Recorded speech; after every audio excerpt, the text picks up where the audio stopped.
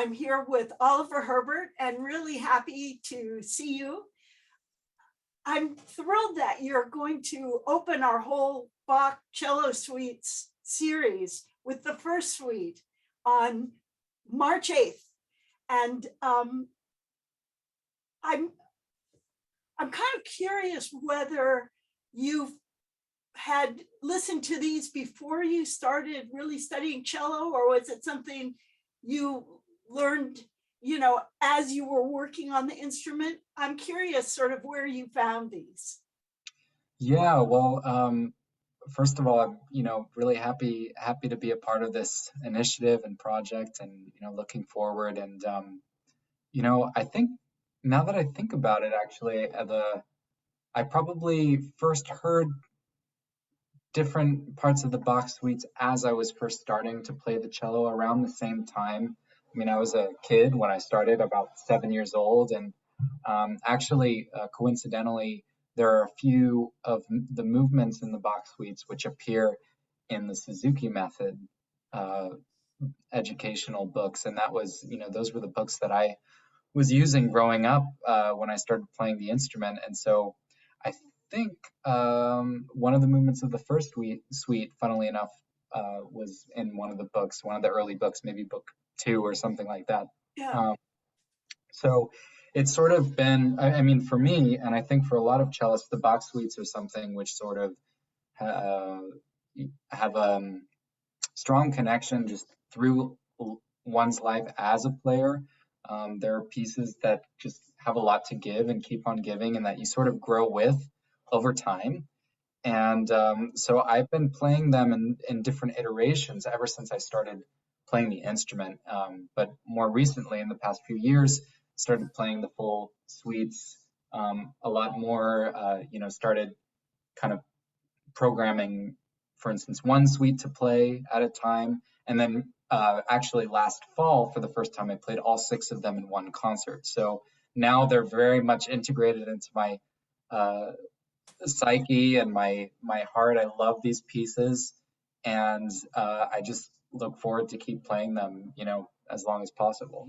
And I think the really beautiful thing about it, and the reason why these pieces are so fascinating and continue to have such resonance for so many people, is the fact that I think they're very transparent and simple works. I mean, even just the nature of a single instrument and sort of exploring that, the capabilities of that, it actually, in a sense, is a very simplistic idea. I mean, not that these pieces aren't complex and explore all kinds of different things, but more, I think it's like the combination of them having a lot of emotional content, but then also being very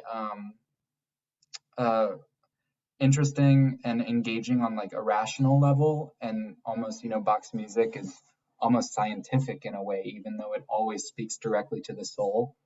Yeah.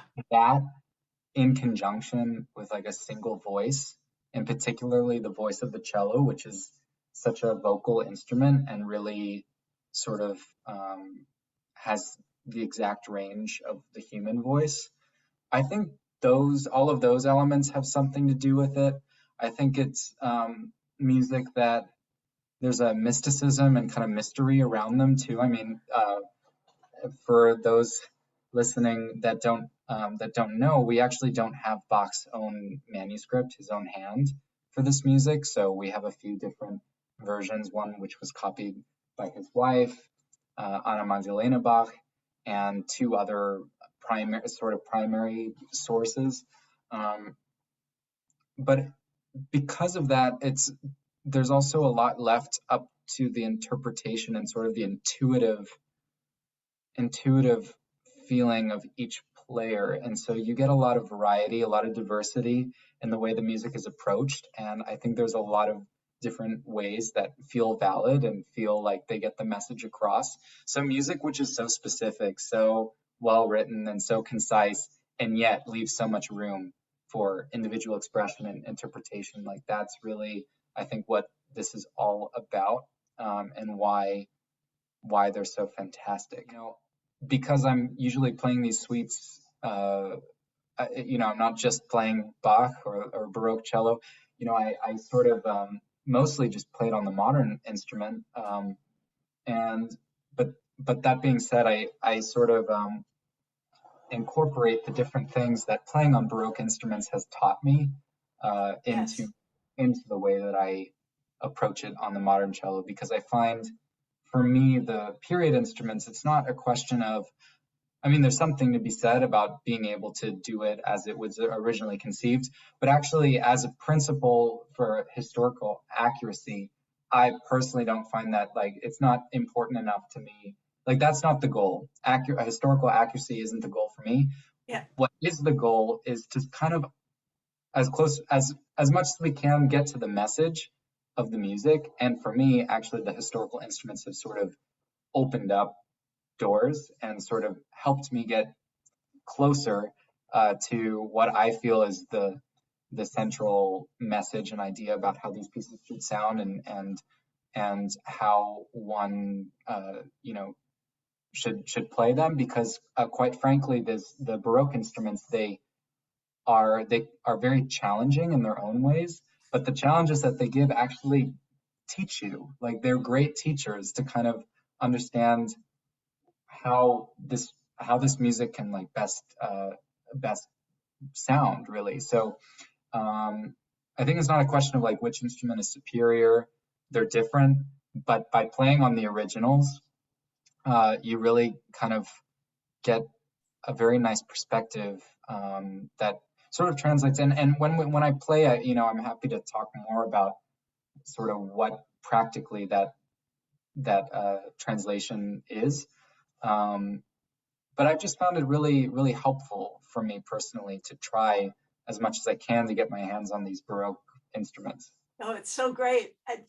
I'm so excited that we're going to explore these pathways together with you and all the cellists in the series. Oh, thank you. Yeah, me too. So I hope we see everybody there. The first session is Tuesday, March 8th, and it's at 5:30. And Oliver, it's really going to be fun. Can't wait. I can't wait. Thanks so much. Thank you.